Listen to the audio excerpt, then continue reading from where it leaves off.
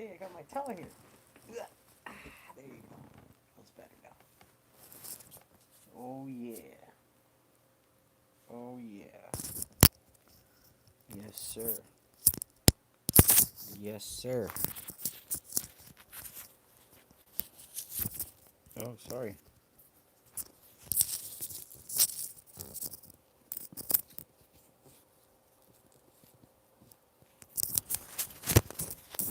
What is really going on?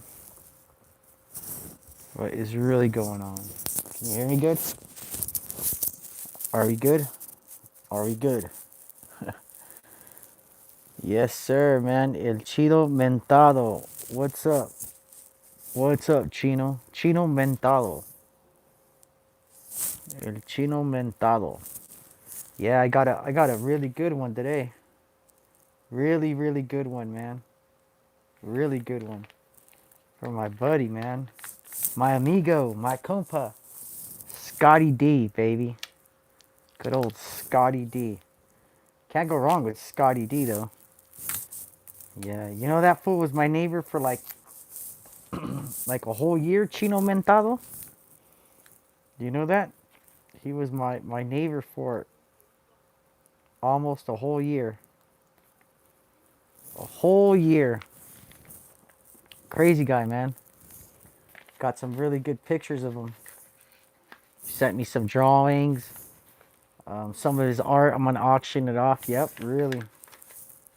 Yep. Oh, I don't lie, dog. I'm not a liar or anything, Chino. I always show with proof, man. I try to show as much as I can because there's a lot of viewers out there that always doubt Ogblack, you know, who he is or what he's done or whatever, you know. So I always tell people, prove it. You know what I mean? Prove it. And that's the hard part. A lot of people don't like it. You know what I mean? Oh, what's that? What's going on here? I think I got an email, buddy. Let's see. Oh yeah. Got a software update. Yep. Yep. I got a good one right here. Look at. I got a good one right here. My buddy Scotty, man. Got a letter from him. Look at. Check it out. What does that date say right there? Yeah. What does that say? Oh yeah, he's in Corcoran. Don't trip. Yeah. Yeah. Yeah. Yes, sir. Good old Scotty D. You know what I mean? He's changed a lot. He's a little older now. A little older now. Little older now. Yep. But he's a good guy, man. He does a lot of art. He sent me some art. Some of his art. Old Scotty's art. Yep. Got some good art too. Scott gets down.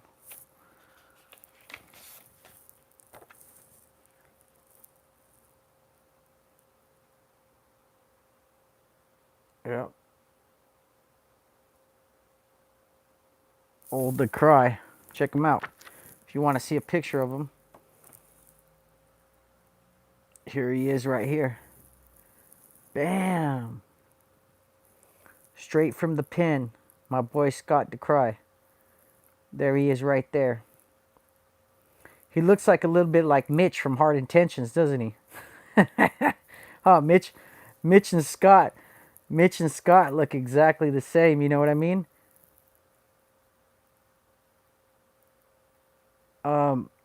Is he getting charges? You know what? I'm going to tell you the truth about what's happening to him. They're not respecting the written agreement that they had. They had checked almost 2 years ago. They were going to file any charges against him, and everybody had said no. But what they'll do is they'll find a district or somewhere where they'll let them file charges. You know what I mean? And then it's all bad. You know what I'm saying? It's all bad. It's all bad after that. Real bad, you know?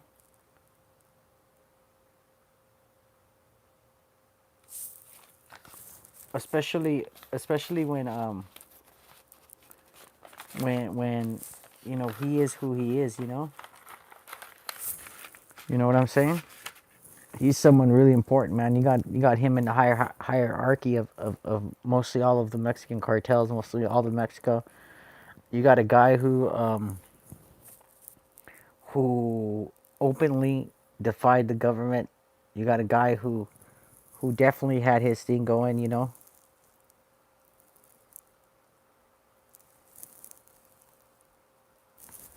What does it say here?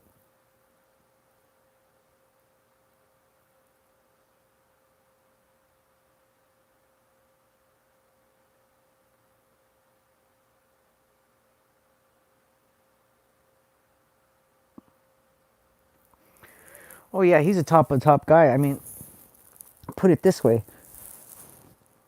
he had to have given up some really good information for them to give him a deal like he did. Now, how important was that information? Who knows? What's up, Playboy? What's up, my boy? That's right. Playboy knows what's up.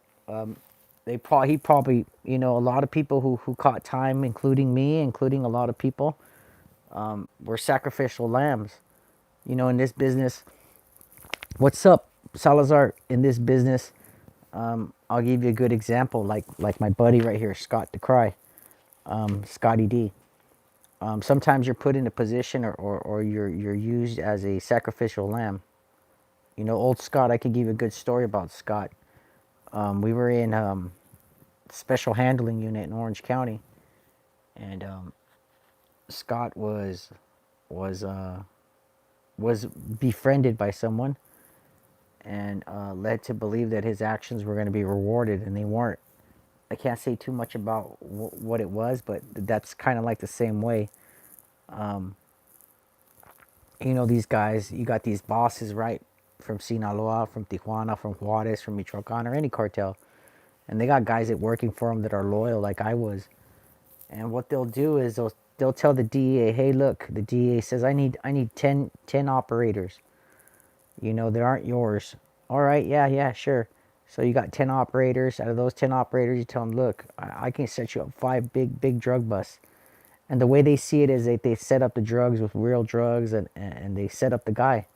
They go, we'll tell you the drop and where it's at and everything, but I need some leniency on my time. And the way they see it is the money they spent on those drugs, or the money they spent on that arrest or on that loss, was just like money to take off years of a sentence, which is worth it to them because they don't want to be in jail that long. So what they'll do is they'll set up someone, send them with the bag up north, up south, wherever they want to, put the DA on them, and next thing you know, it's a done deal for them. You know what I mean? Just give me 1 second. I'm gonna get a little bit of water because I'm kind of parched. But yeah, that seems to be the deal most of the time. You know what I mean? They get screwed. They get done dirty, and that's just the normal scenario that happens over there. You know what I mean? It ain't brain science.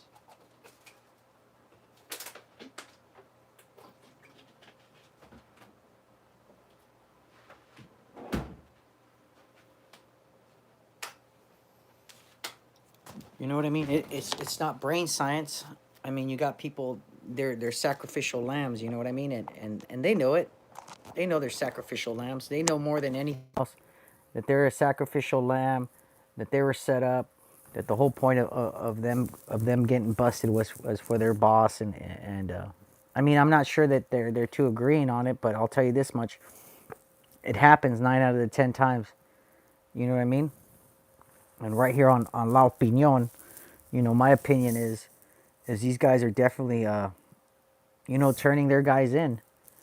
In Mexico and Tijuana and Juarez and Tamaulipas and Michoacan, you got guys who are been bosses for 20, 30 years. Ain't seen a jail cell in a day in their life, right? But why? Setting people up.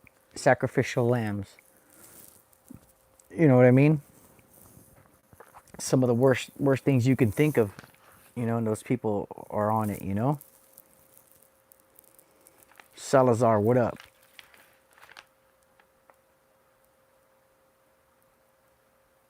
Yeah. Chino, well, the brothers are really good at that, man. They were really good at keeping their circle small.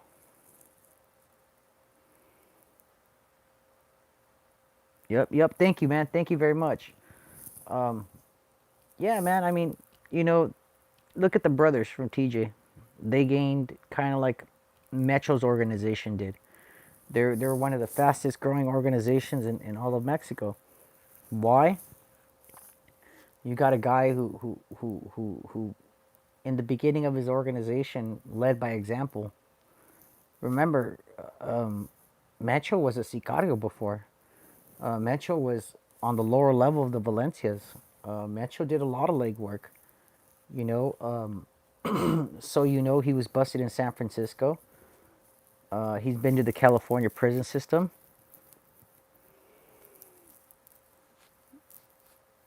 Oh, I did not know that, man. Someone just let me know right now that JD from Prison Break Raw had been robbed. I didn't know that, man. That's a first for me. That is a first for me. That is a first. But yeah, man. They're that outcome has always been the same for them. You know, money making, extortion, racketeering. You know, but Metro was sent to California, and when he got sent to California, he got pinched. When he got pinched, he learned the California penal system, he learned the California way of code, and he learned a lot of things being in jail here with a lot of Chicanos. He learned the fact that not too many people knew that you could you could use the Chicano gangs to funnel their drugs. In Chicago, it was way different. In Florida, it's way different because over there, they weren't really fighting over streets as much as they are here in California. You know, but to tell you the truth, you never know what's going to happen to someone. I mean, look at my friend Scott DeCry. He went a normal citizen into a prison, into jail, and you know, Scott ended up meeting people like me. He ended up meeting people like Don Chelo, and people tell me, who's Don Chelo? Don Chelo is one of the highest ranking golf cartel members in Orange County Jail right now. Don Chelo had no federal hold, no federal charges. Don Chelo is in there right now for a manslaughter charge or a murder charge, as some people call it. What happened with Don Chelo was he was visiting his daughter here in Orange County, and one thing led to another. There was a dispute, there was a fight, and Don Chelo ended up, well, they're accusing him that Don Chelo ended up killing someone. What's up, Gina Navarro, you dirty bird? Did you get the notification? So they were saying that. So Scott ended up meeting someone like that, you know? And that's what happens when you go to jail. You end up meeting a lot of people. You end up networking with a lot of people. You end up coexisting with a lot of people, and it's normal. You know what I mean? Next thing you know, prison or jail is sort of like a graduation in some sorts in the criminal world. You know, think about this. The Guzman family has never really been to jail. This is their first generation of being in jail. Their father, Chapo's in jail. And they're really feeling it. Why? Because they're the first generation of it, man. You know? Like, look, I'm going to give you an example. Today we're going to talk about my friend Scott, right? My friend Scott, man, he's been in prison for a while. Look at this guy. This guy is a normal looking white guy who ended up going to prison for 8 murders. Does this guy look like he could kill 8 people? Look at this guy. Does that guy look like he could kill 8 people, guys? That stud right there. Look at him. You think he could kill 8 people? Well, guess what? He did. You know what I mean? And a lot of people don't think it's of him too highly. You know. You know. Hey, what's up? What's up, Tony Soprano? You know, here's some of his art right here, some of his own custom art. Check it out. Bam. Crazy shit, huh? Scotty D does, huh? And it's got something in it right here. If you guys see, you got to read between the lines, but look at it, it's a signal. You just got to read between the lines. Yep. You just got to read between in the lines and you'll get it. You know? And it's crazy because, you know, old Scott, he wrote me a letter. Look, check it out. Tony Soprano. Check it out. Where's the date on this shit? Oh, yeah, the date's right here. Watch, right there. There's the date. He just wrote it like a couple days ago. I just got it today or yesterday. And he wrote me a fat letter with it too. You know, and he's been down for a long time and he's met some heavy hitters. You know, it's a normal Joe, ended up going to prison and ended up meeting a lot of the heavy hitters. You know, he met Don Cello. He met a lot of COF members. You know, and Don Cello's no joke. You know, the golf cartel. Shit. Yeah, the 27th. That's right. Tony Soprano got good eyes. You know, to me, when I was in prison, some of the most scariest guys were the golf cartel guys. You know, the Tijuana guys to me were nothing. The guys from Michoacan were nothing. The guys from Sinaloa were a joke because they're not mean guys. And most of them were really like likable business guys. Guys from Juarez and Tamaulipas were pretty brutal. But mostly the golf cartel guys were real fucking bad. One of Scott's most biggest problems that he got into when we were in the county jail with him and the time I spent time with him, busted, is he got into it with a golf cartel guy. You know, he asked me, hey, bud, you know, how bad is this situation? He said, I said, it's pretty bad, Scotty. You know, these guys are no joke. You know, they give a shit about Emma. They give a shit about Aryan Brotherhood. They give a shit about everything else. I said, you know, you better be careful, Scotty D, because you might have just wrote in your last final rites. You know what I mean? And look at him. Look at him now. He looks like a prisoner now. You know what I mean? And look at him. And this is the good one. You know, and he's a normal guy. You know, old Scott DeCry was a normal guy. Killed 8 people, but you know, he wasn't into torturing people or sending a hit squad against your family. You know, he's a normal Joe guy. You know, but life changes and things happen and people change. And old Scotty D, man, he could see a lot of things that we talked about in life.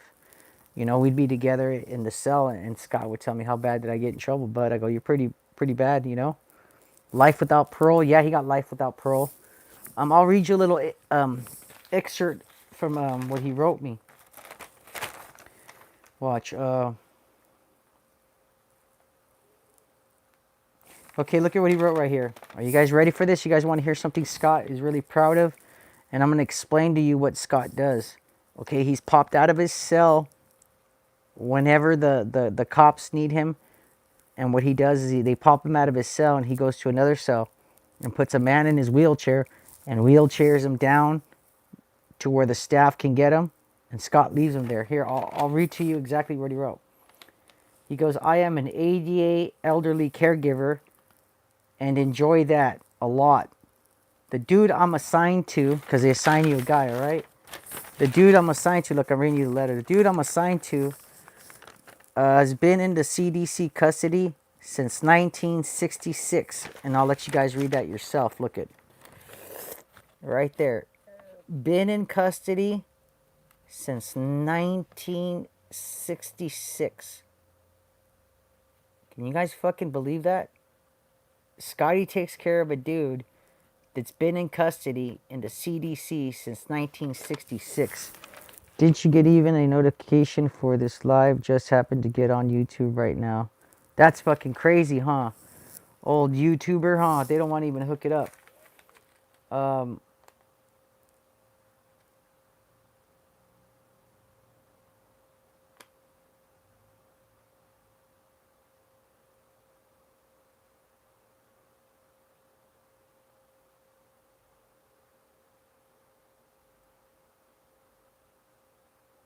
Yeah, you know, and it is what it is, guys. You know, he's been there for a long time. You know,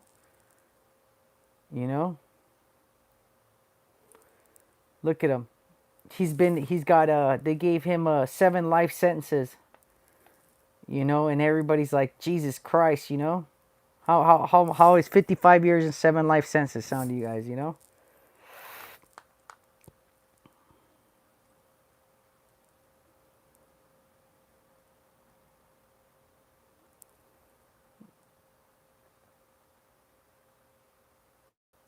Yeah. Yep. Yes, sir. Yep.